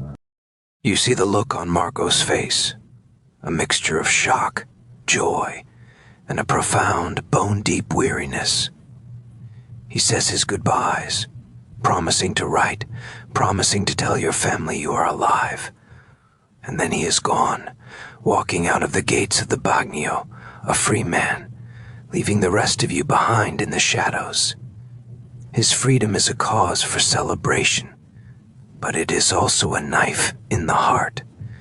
It makes your own captivity feel even more acute, more hopeless. Why him and not you? For you, a Protestant from England, the situation is even more dire. There is no official organized English equivalent to the Redemptionist Fathers. Your ransom depends on the scattered private efforts of your family and your local community. Your wife, if she is still waiting, must petition the local church. The vicar must appeal to the congregation. They must take up a collection, a few shillings here, a pound there, over years and years. It's a slow, agonizingly uncertain process. One day, after 8 long years in the quarry, a guard comes for you. You assume it's for a beating or for some terrible new work assignment. But he takes you not to the quarry, but to the house of your master. There, waiting for you, is an English merchant captain. He looks at you, at your emaciated frame, your long matted hair, and the dead look in your eyes. He tells you that your wife never gave up. For 8 years, she petitioned, she begged, she worked. Your village church held collections. A wealthy landowner in the district heard your story and contributed a large sum. The money has arrived. The price has been paid. You can't process the words, freedom. It's a concept that has become abstract, a word without meaning. You stand there, mute, as your master officially signs the papers and accepts a bag heavy with silver coins. The iron collar that has been around your neck for years is unlocked and removed. The skin underneath is raw and scarred. You are led out of the house, not in chains, but as a man. The sunlight feels different. The air smells different. You are so overwhelmed you feel nothing at all, just a great hollow emptiness where 8 years of your life used to be. The journey home is the reverse of your journey into slavery, but it is no less strange. You are on an English ship surrounded by men who speak your language, who treat you with a pity that feels almost as uncomfortable as the cruelty you're used to. You are given proper clothes, real food. You look at your reflection for the first time in years and do not recognize the gaunt, haunted man staring back at you. He has the face of a man twice your age, with eyes that have seen too much. When you finally arrive back in your Cornish village, it is both familiar and irrevocably changed, or rather, you are the one who has changed. The village is the same. The sea still whispers and roars. The cottages still huddle together against the wind. But you see it all through different eyes. You see the vulnerability. You see how fragile this small, peaceful life truly is. Your wife is there. She has aged. There are lines of worry etched around her eyes that were not there before. Your son, who was a small boy when you left, is now a young man. He doesn't remember you. You are a ghost returned from the dead, a story come to life. Your reunion is not the joyful cinematic embrace you might have imagined in your darkest moments in the bagnio. It is awkward, strained, full of the ghosts of the missing years. How can you explain what you have endured? How can they understand the man you have become? You try to go back to your old life, to fishing, but you can't stand being on the open water anymore. Every unfamiliar sail on the horizon sends a jolt of pure terror through you. You are afraid of the sea, the thing that was once your entire world. You have nightmares. You wake up screaming, drenched in sweat, the stench of the bagnio still in your nostrils. You are a stranger in your own home, a man out of time. Your freedom, the thing you yearned for with every fiber of your being, is not an ending. It is a new, more complicated kind of struggle. You survived the pirates of Barbary, but a part of you will forever remain a captive, chained to the memory of the life they stole from you. And your story, once a common and terrifying reality for hundreds of thousands, will slowly fade from public memory, becoming little more than a historical footnote, a ghost story told by a stone-wrought historian in the quiet of the night. As our journey through the forgotten story of the Barbary captives concludes tonight, we're reminded that the past is far from dusty and dull. It's a vibrant, often surprising and always intriguing tapestry woven with human ingenuity, resilience, and the occasional ancient mystery that still makes us wonder. This is the stone-wrought historian, encouraging you to remain curious about the incredible tales still waiting to be discovered beneath our feet.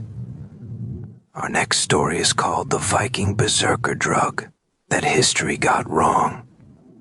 Enjoy. Let's talk about Vikings for a moment, specifically the big one. The one with the wild eyes, the frothing mouth. The guy who looks like he's been gargling hornets and is now cheerfully chewing on the rim of his own shield. Yes, the Berserker.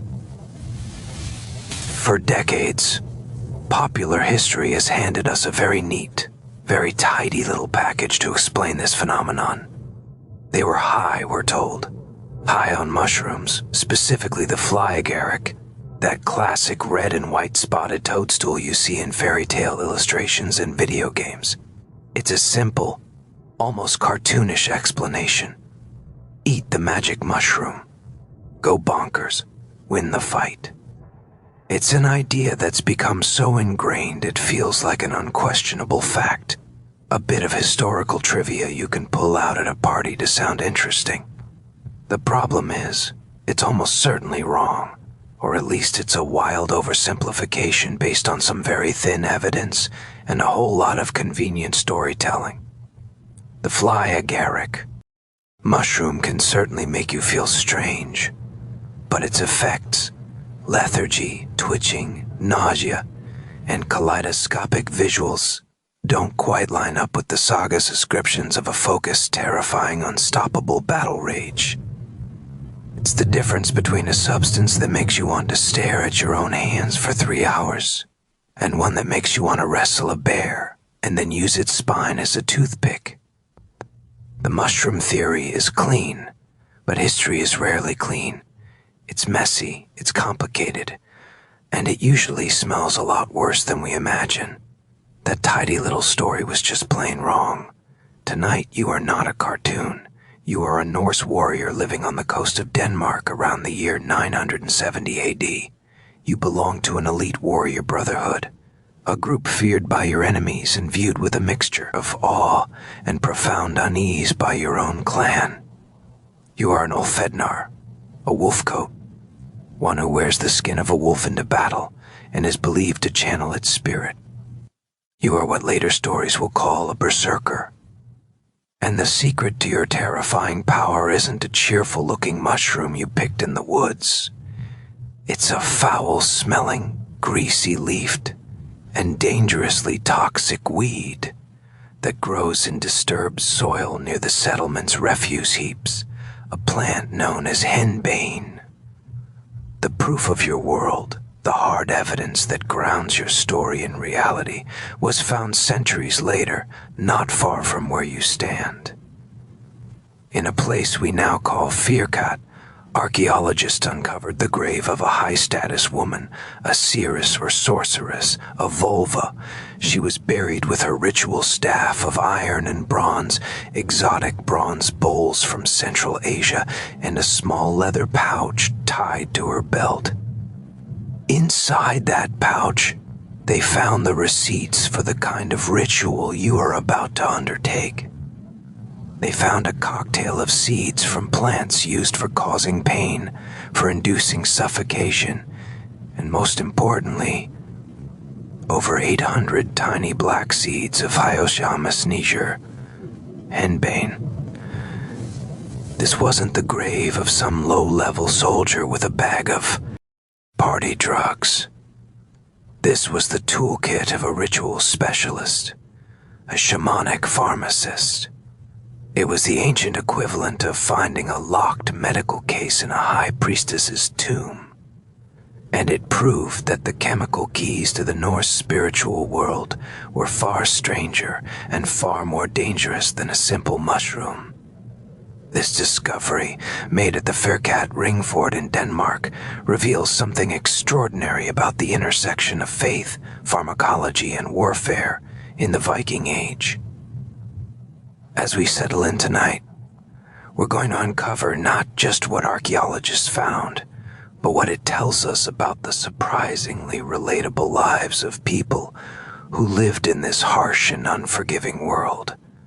We will explore the immense pressures that would lead a person to willingly poison themselves in the name of a god. Now, dim the lights and prepare to discover why this story will change how you think about the Viking mind. The first thing you feel this morning, as with every morning in the dead of winter, is the cold. It's not a brisk, invigorating cold.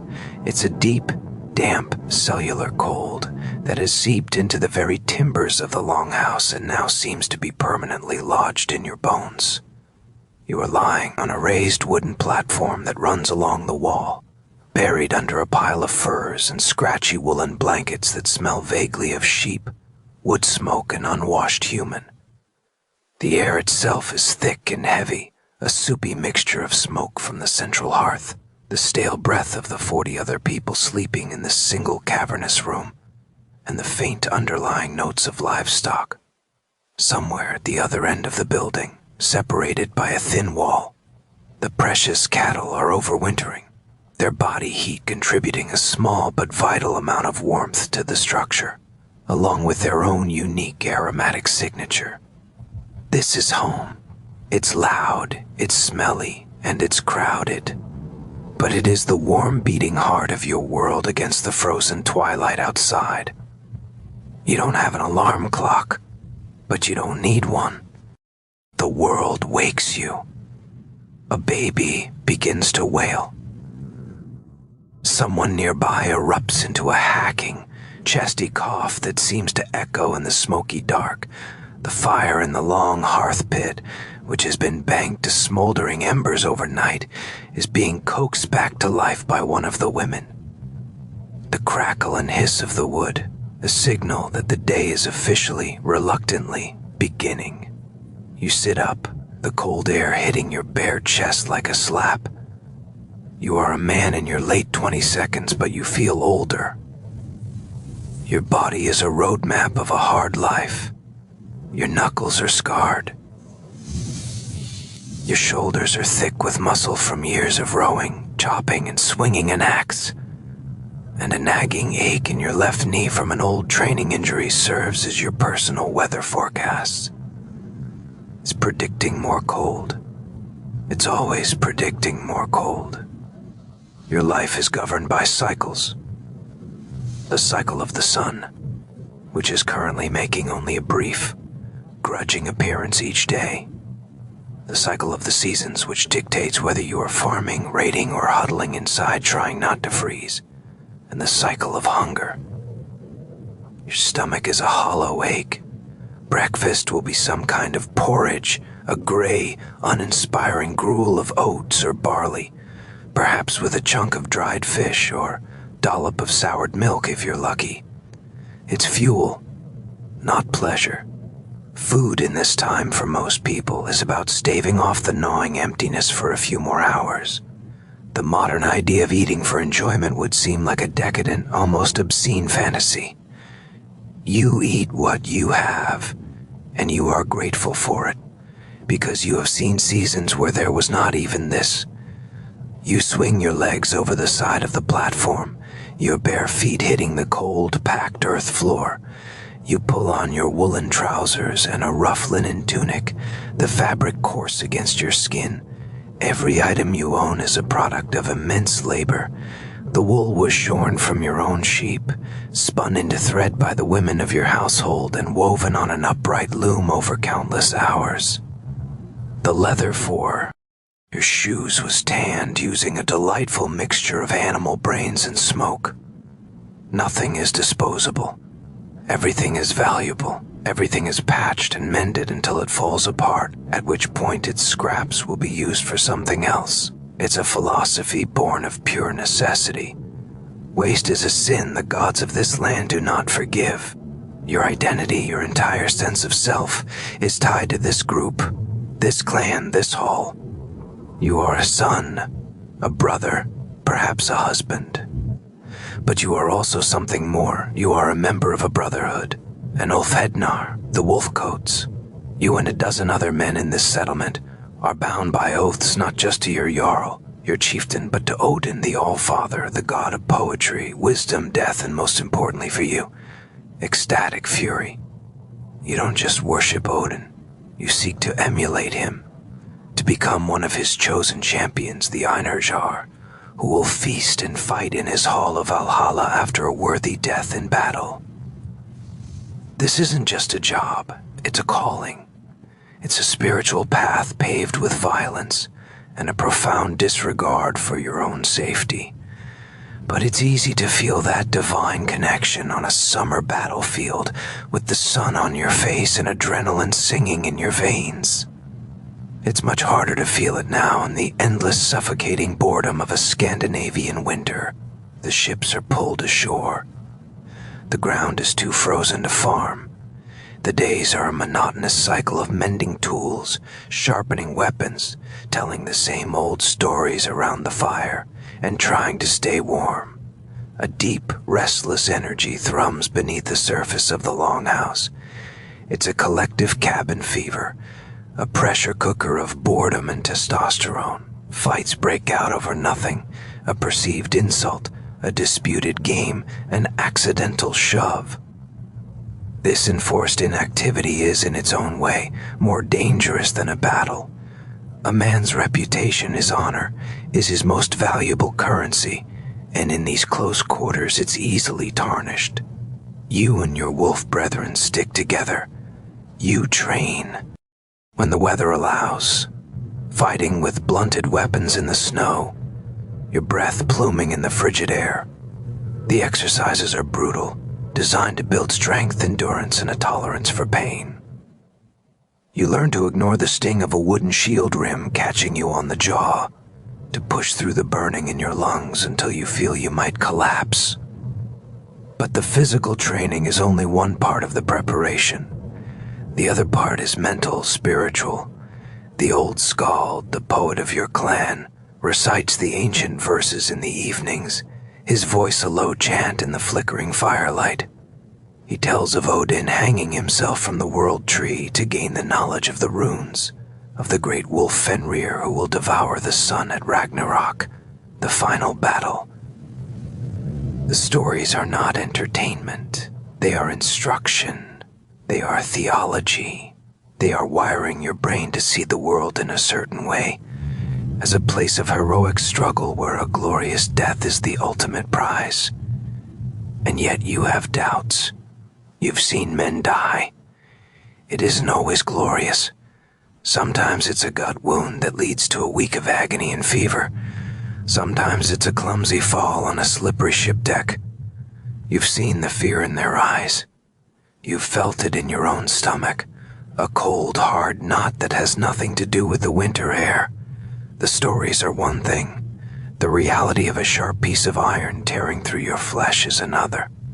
To overcome that fear, that primal sensible instinct for self-preservation, requires something more than just stories and physical training.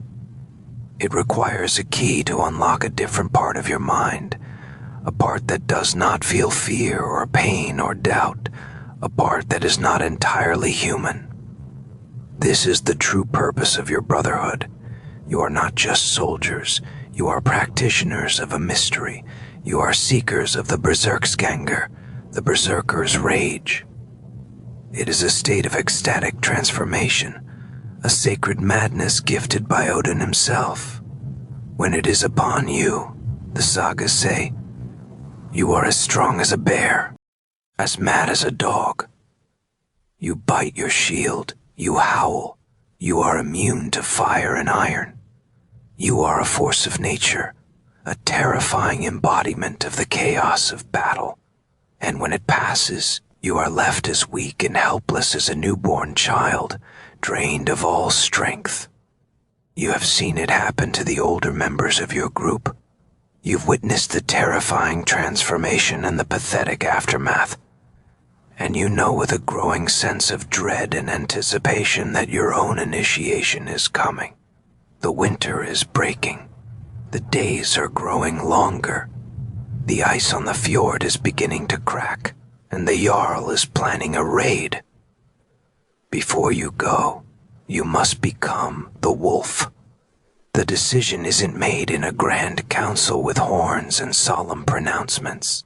It's a quiet conversation. The Jarl, a gray-bearded man whose face is a roadmap of old scars, finds you while you're mending a leather strap on your shield. He speaks in a low voice, his words meant for you alone. The ice will be gone in 2 weeks, he says, not looking at you, his eyes on the horizon. We sail for the coast of the Franks.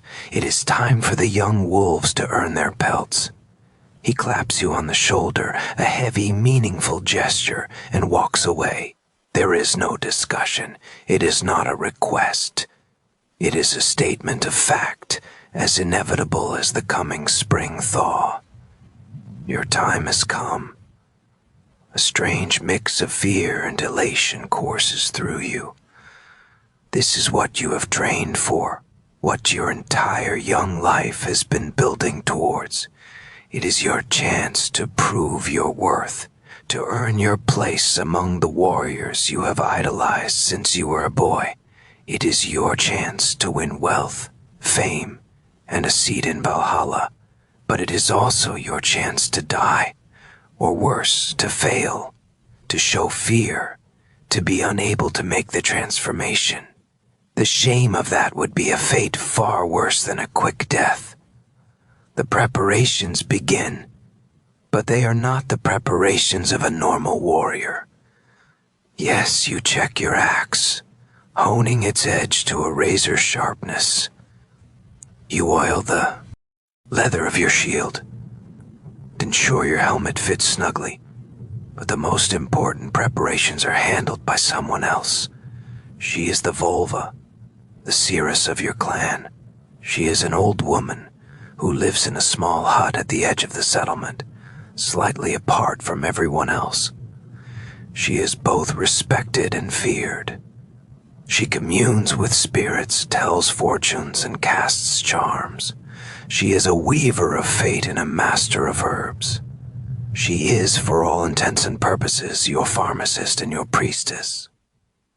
You are sent to her hut with a gift, a small silver arm ring. It is a sign of respect and a payment for her services. Her home is dark, the air thick with the smell of drying plants, animal skins, and a strange musky incense. She doesn't seem to notice you at first, her back to the door as she grinds something in a stone mortar. She is ancient, her face a web of deep wrinkles, but her eyes, when she finally turns to look at you, are sharp and unsettlingly clear. She knows why you are here. She takes the arm ring without a word and gestures for you to sit. She is the keeper of the old knowledge. While the men of the clan know how to fight, she knows how to alter the mind that directs the sword arm. She understands the plants that grow in the forest and the wastelands. She knows which ones heal, which ones kill, and which ones do something in between. She opens a carved wooden box and begins to select ingredients.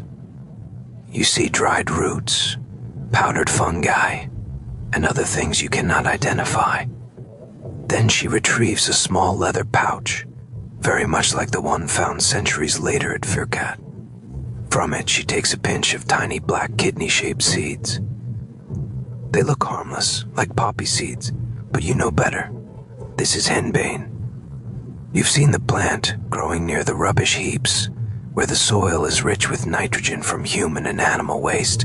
It has hairy, sticky leaves that feel unpleasant to the touch and give off a foul odor when bruised.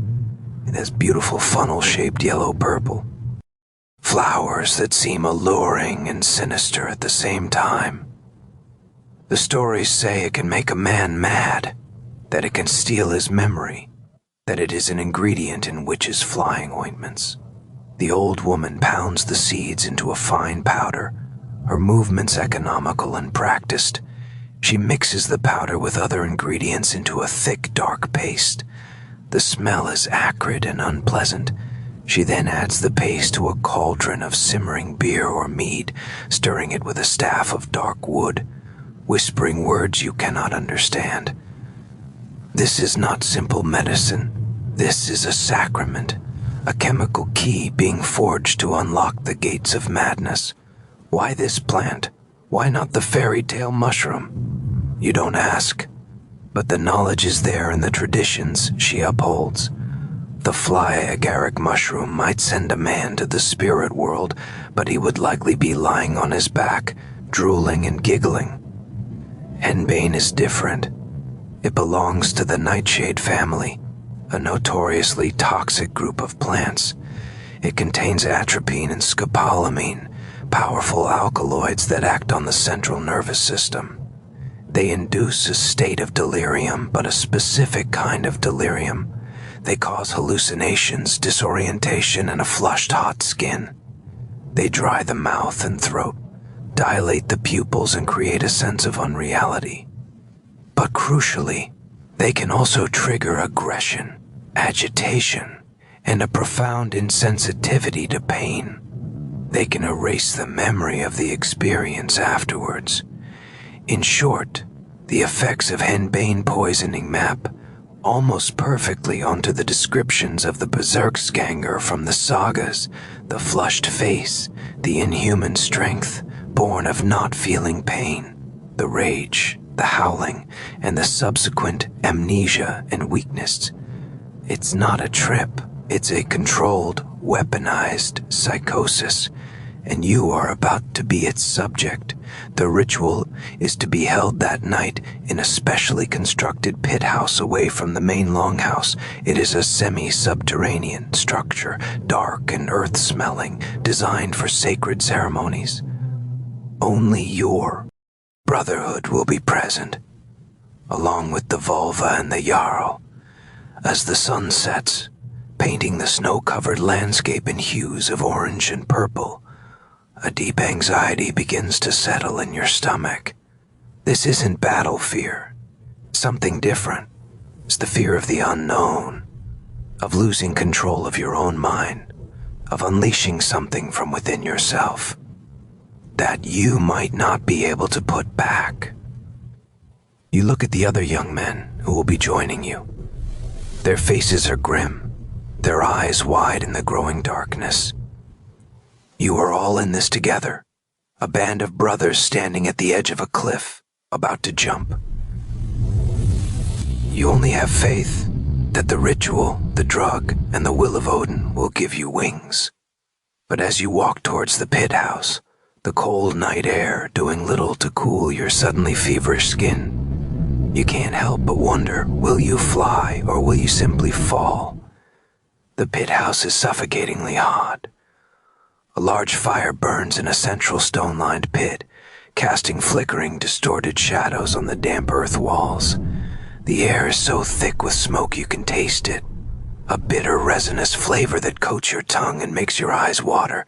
The dozen men of your brotherhood are already here, stripped to the waist, their bodies gleaming with sweat in the firelight. The atmosphere is not festive or celebratory. It is tense, solemn, and vaguely menacing. This is not a party. This is a religious ordeal. The Jarl stands by the fire, his face a grim mask. The vulva is chanting, her voice a low, monotonous drone that seems to vibrate in your bones.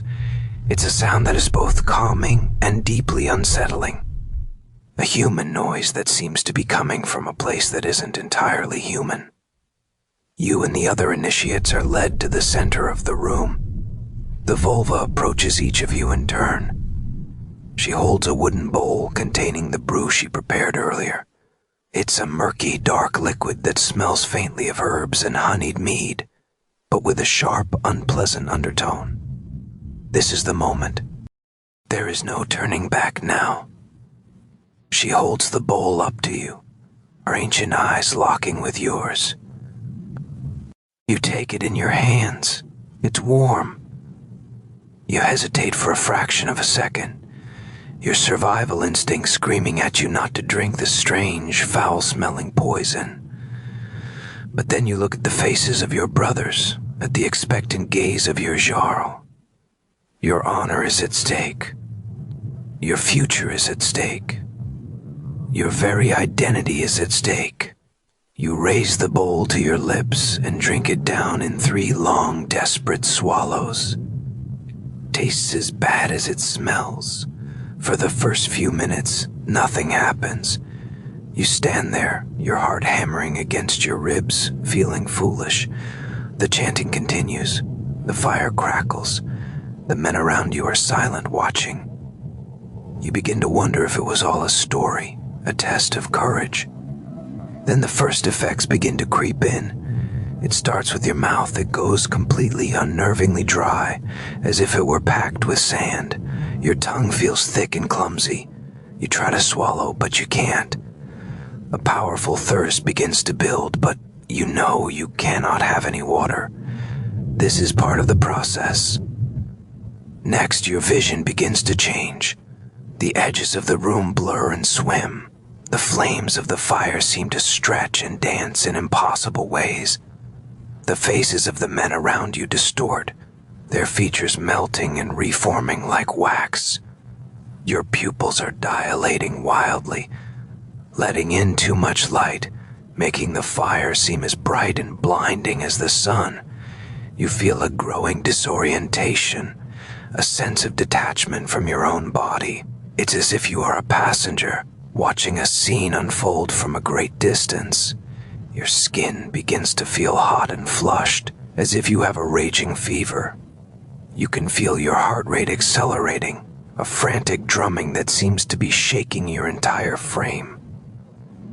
This is the work of the alkaloids, the atropine and scopolamine, beginning their hostile takeover of your nervous system. The psychological effects follow swiftly. The world no longer makes sense. The chanting of the vulva warps into the howling of wolves. The shadows on the wall become monstrous writhing creatures. A profound paranoia begins to set in.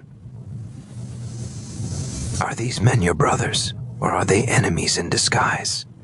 Is the fire a source of warmth, or is it trying to consume you? Your brain is desperately trying to interpret the storm of chaotic signals it is receiving, and it is failing spectacularly. This is the delirium. This is the madness. Then comes the rage. It is not a normal anger. It is a pure, untethered chemical fury. It rises from the pit of your stomach like a hot tide, burning away every last vestige of fear, doubt, and reason. The nagging ache in your knee is gone. The scrapes and bruises from training are gone. You feel nothing but a surging, boundless power. The other initiates are beginning to change too.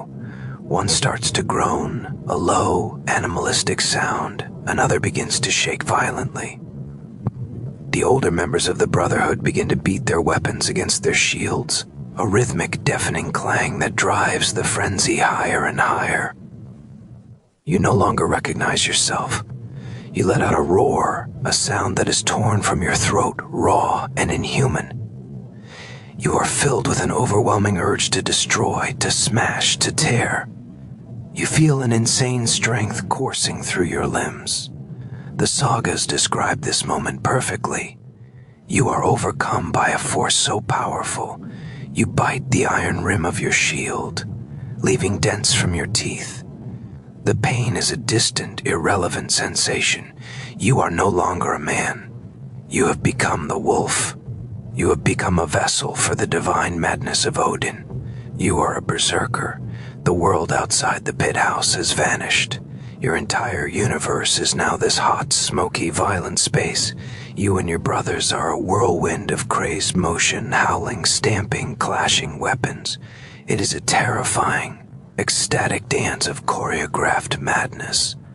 The purpose of this ritual becomes clear. It's not just about getting you high for a fight. It is about breaking down your individual identity and reforging it as part of a collective, a terrifying pack. You are learning to enter this state together, to be carried by the group's energy, to become a single, multi-limbed creature of destruction. You are being conditioned, Pavlovian style, to associate the sounds of battle, the shouting, the clang of steel, with this feeling of invincible rage. You are being turned into a living weapon. The memories of the next few hours will be fragmented at best, or more likely, completely absent. This is another key effect of scopolamine in the henbane amnesia. You might remember flashes, nightmarish images devoid of context, the face of a man contorted in a silent scream, the taste of blood in your mouth, your own, from biting your tongue or lips, the feeling of your fists striking something hard again and again. You are not in control. The rational part of your brain has been shut down, and a primal reptilian consciousness is at the helm, and it has only one directive: rage. This is the terrifying advantage you will carry into battle. An enemy warrior, no matter how skilled or brave, still feels fear. He still feels pain. He still wants to live. You, in this state, feel none of those things. You are an unpredictable, unstoppable force that does not adhere to the normal rules of combat or self-preservation, and that is what makes you so utterly terrifying. But this power comes at a staggering price.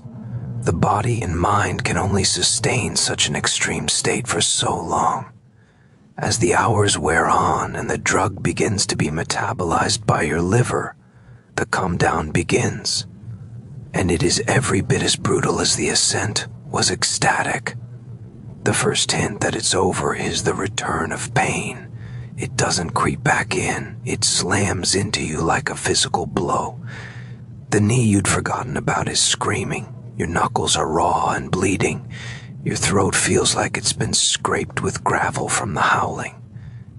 Every muscle in your body aches with a profound seismic exhaustion, the kind that comes after pushing your physical limits far beyond any reasonable boundary.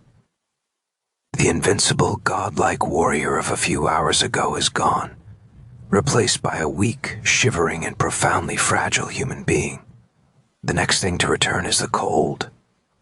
Without the drug-induced fever, the clammy sweat on your skin feels icy in the cooling pit house. You begin to shiver uncontrollably, your teeth chattering. The sagas are very clear on this part of the experience. They describe the berserkers as being utterly spent, weak, and unsettled for several days after their rage. This isn't just a hangover. It's the physiological consequence of massive adrenal and nervous system overload. Your body has burned through all its reserves in a single cataclysmic burst. And now the bill has come due. Then comes the mental fog. The vibrant, terrifying hallucinations have faded, leaving behind a gray, confusing landscape of disorientation. You look around at your brothers, who are in a similar state of collapse.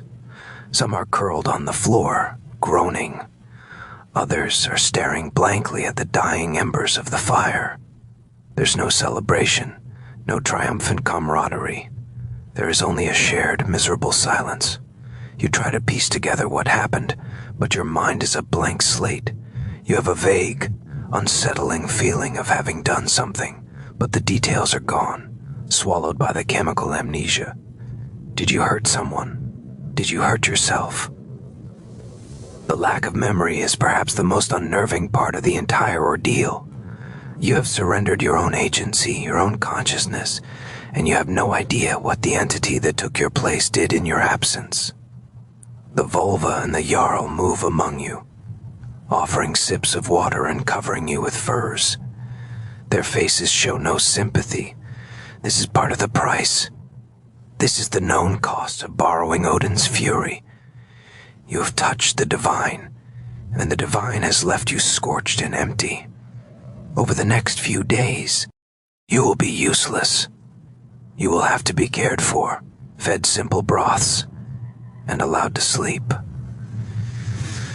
The glorious warrior is reduced to the state of an invalid. This is the great unspoken vulnerability of the berserker. Their greatest strength is also their greatest weakness. If an enemy were to attack your settlement the day after a ritual like this, your elite warriors would be the least effective defenders, not the most.